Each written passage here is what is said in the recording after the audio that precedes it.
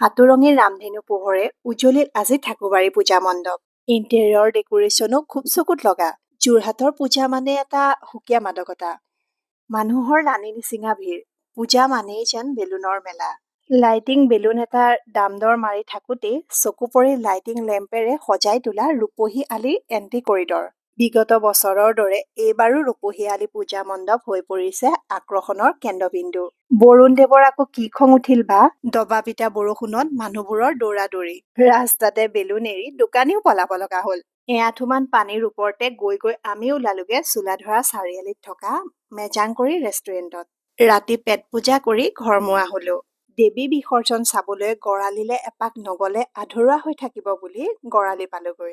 বিশালত বজাৰ কেইটামান কৰি ওলাই আহি এই মালপিচ আকৌ লগ পালো।